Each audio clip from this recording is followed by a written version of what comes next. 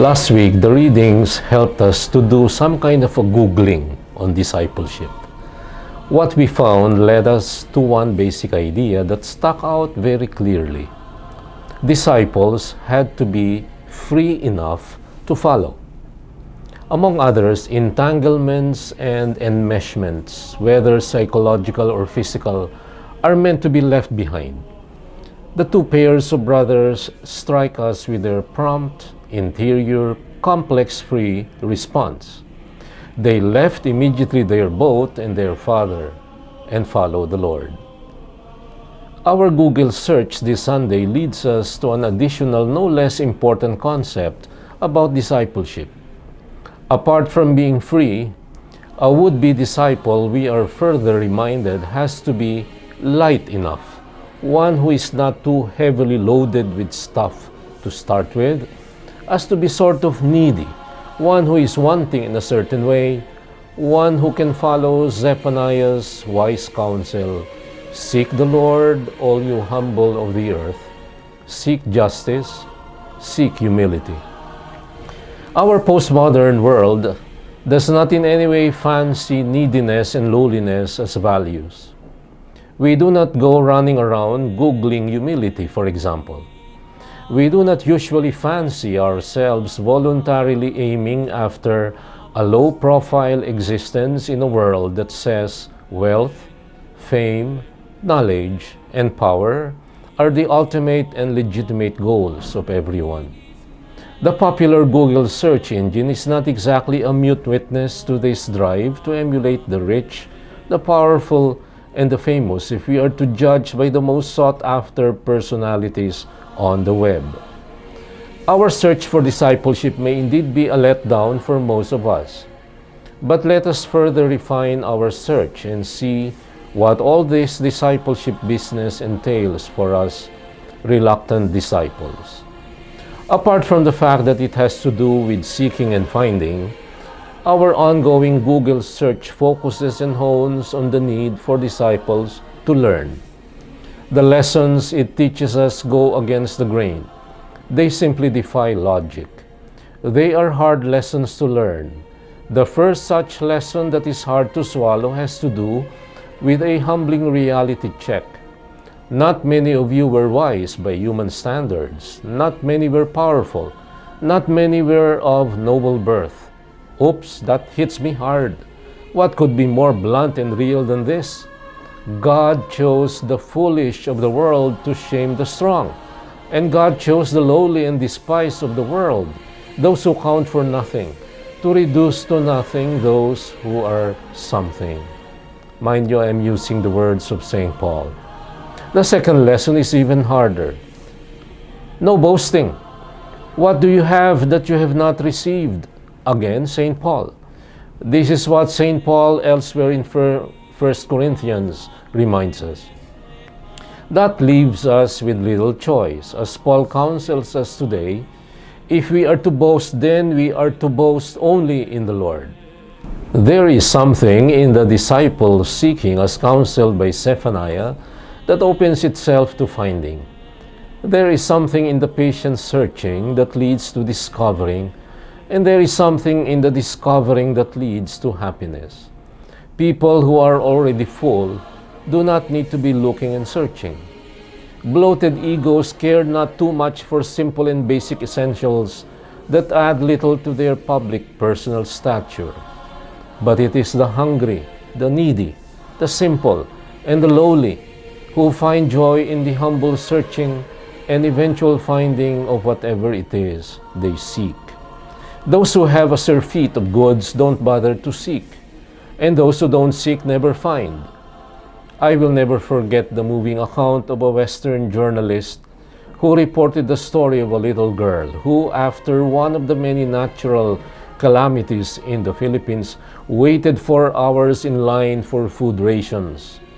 Being small, being weak, she could not make headway into the long line of more able-bodied and quick, bigger adults.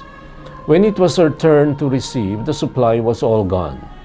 All she got was an overripe banana. It was actually rotting away. With grateful eyes, nevertheless, she received what was given her and carefully carried the precious commodity to her younger brother. With joy and ill-concealed excitement, she carefully divided the banana and shared half to her equally hungry younger brother. That little girl obviously did her searching, getting only an overripe banana but being happy and appreciative all the same. Who is to say that she did not find the object of her search? With only a morsel to share, she found happiness, the happiness that is spoken of in today's readings. Blessed are the poor in spirit, for the kingdom of heaven is theirs. My series of reflections before and after Christmas made much of the paradoxical nature of our Christian faith and of the events that led to our salvation, all of which were full of paradoxical reversals. The ultimate story of reversal, of course, is the story of God becoming man like us, getting down to our level, dwelling in our midst, becoming human so that we might become like unto God. The call to discipleship counts among such paradoxical reversals. Disciples are called to do a Google not on power, not on fame, not on riches, but on justice, humility, on the Lord. Disciples are essentially learners, we are further reminded, and the first lesson worth learning is the secondary nature and the futility of what the world considers as the ultimate objects of everyone's earthly desire. A world that has forgotten to learn the lessons on discipleship that the Lord had given and still gives to His followers is now at a loss for categorical, black and white answers to the complex problem of material and moral evil in the world of free human beings that our loving God has created. The shortest, easiest path is to go the way of oversimplified answers to basically complex problems. Today's lessons on discipleship, however, do not give such straightforward, off-the-cuff answers. There is no such thing as shoot-from-the-hip type of answers that come from people who see the world in terms of black and white with no shades of gray in between. And even if there were any, said answers would obviously be of little help and consolation to people who have lost their entire families, their sources of livelihood, and everything that gave their lives meaning and purpose, all in a matter of a few minutes of rampaging waves. Discipleship itself does not guarantee that one's life would be free from pain, from suffering and disappointment. But discipleship does offer us a program to live by. It is a program that is dotted with paradoxes and reversals, a program of life that sees value where the world usually does not, a program of life that puts postmodern man's value system on its head.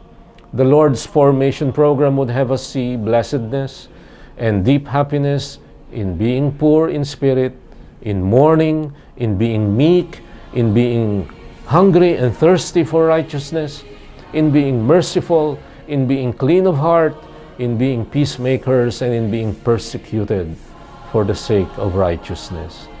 Discipleship thus puts all of us into the heart of Christian paradox. In the heart of the Christian gospel, I must say, the follower's openness to this world of paradox ultimately leads the believer to a world of meaning, blessedness, and purpose in life in a world that, despite its messiness and unpredictableness, remains to be a world eminently loved and guided by God, who sees what people in their short-sightedness cannot usually see. Googling discipleship, as you can tell by now, does not lead to quick and easy answers. Following the Lord in faith does not offer a detailed map quest to follow that leads to our earthly destination, nor does it give definitive and final answers to all our questions. If anything, it has led us to draw closer to Him who once said, "He who seeks, finds. He who asks, receives." That little girl received not what she was expecting, but she did find something that no amount of goods and earthly treasures could give. The love and happiness that only the simple, the lowly, the humble, and the poor in spirit can see, despite their wants despite their needs. I am reminded of a church song that I love to repeat in my head every time I am left holding an empty bag in my everyday life, in moments when I feel shortchanged by the world, by others, and even by God. Every time my pessimistic bent tells me to stop hoping and dreaming. Shepherd me, O God, beyond my wants, beyond my fears, from death into life.